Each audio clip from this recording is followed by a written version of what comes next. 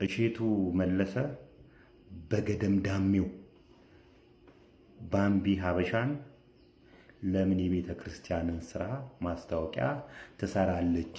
እኛ ቅዱሳኑ ያለን አይነት ወይም ደግሞ ቅዱሳኖች እያሉ ማስታወቂያ የሚሰሩ ቅዱሳኖች እያሉ ለምን እርኩሳን ይሰራሉ የምትመስል አስተያየት ሰጥቷል። እንግዲህ ይሄ ከምን ይመነጫል መሰላችሁ?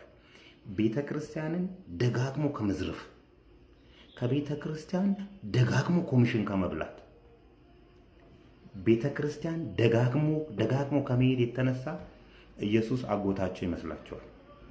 ቤተ ክርስቲያን ደግሞ ያጎታቸው ቤት ይመስላቸዋል። ስለዚህ በአጎታቸው ቤት ደስ ያላቸው ሰው ይገባል። እነሱ ቅዱሳን የሚሉት እርኩሳን ወደዛ አይጠጋም፣ በእነሱ መስፈርት ማለት ነው። ሲጀምር ቤተ ክርስቲያን የሃይማኖት ተቋማት የሚቋቋሙት እኮ ለቅዱሳን አይደለም። እንደዚህ አይነት በአንተ ንግግር መሰረት መስፈርቱን አያሟሉም የሚባሉ ሰዎችን ወደ ቤተ ክርስቲያን እንዲመጡና እንዲጠጉ፣ የክርስቶስን ስራ እንዲሰሩ፣ የክርስቶስን ባህሪያት እንዲይዙ ነው። አንተ ባምቢ ሀበሻ እንደዛ አይደለችም ብለህ ካሰብክ ወደ ቤተ ክርስቲያን አስጠግተዋት የቤተ ክርስቲያንን ነገር ቢያስተምሯት፣ እሷም የቤተ ክርስቲያን ማስታወቂያ ብትሰራ ምንድነው ኃጢአቱ ነው? ለዚህ እኮ ነው ብዙ ሰዎች ቤተ ክርስቲያን የሚመሽዋት። እኔ ኃጢአተኛ ከሆንኩ ወደ ቤተ ክርስቲያን እንድመጣ መገፋት ነው ያለብኝ እንጂ ከቤተ ክርስቲያን እንድርቅ በእንዳንተ አይነት ንግግር ማለት ነው። የግድ አንተ ነህ ኮሚሽን የምትበላው ሰውዬ፣ ደጋግመህ ኮሚሽን የበላ ሰውዬ አንተ ነው ወደ ቤተ ክርስቲያን መሄድ ያለብህ። ክርስቶስ እነማንን ያከበረው? አረ ስብከት እያለኝ ነው ዛሬ። እነማንን ያከበረው እንዴ? ረጃጅሞቹን እኮ አይደለም ቁመታቸው ከሩቅ ክርስቶስ መምጣቱን የሚያውቁት ሰዎችን አይደለም እኮ፣ አጭሩን ሰው እኮ ነው መርጦ እቤትህ እራት እንብላ ከቤተሰቦች ጋር እንደ ልብ ታየኛለህ ያለው። እንዴ ከእናንተ መካከል ኃጢአት የሌለበት ሰው መጥቶ ይውገራት ያለው እኮ ቅዱሳን ሴትን አይደለም እኮ። እግሩ ላይ ሽቶ የቀባችሁን እናንተ ምን አረጋችሁ?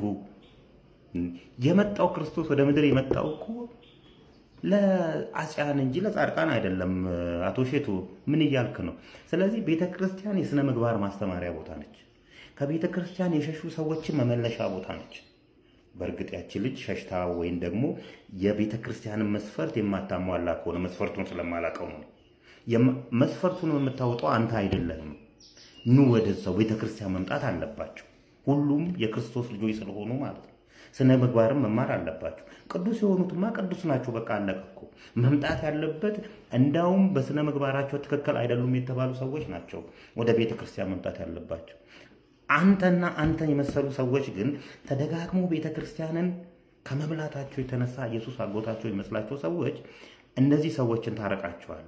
እንደዚህ አይነት ሰዎች እያረቃችሁ አይ ይሄ የኔ ቦታ አይደለም፣ ስለዚህ ሃይማኖቴን መቀየር አለብኝ ወይም ደግሞ ይሄ አይመጥነኝም፣ ከቤተ ክርስቲያን ሩቅ ነው መሆን ያለብኝ እንዲሉና ለሌላ ወንጀሎች ራሳቸውን እንዲያዘጋጁ ወይም ደግሞ ለሌላ ኃጢአት ራሳቸውን እንዲያዘጋጁ ታደርጓቸዋላችሁ።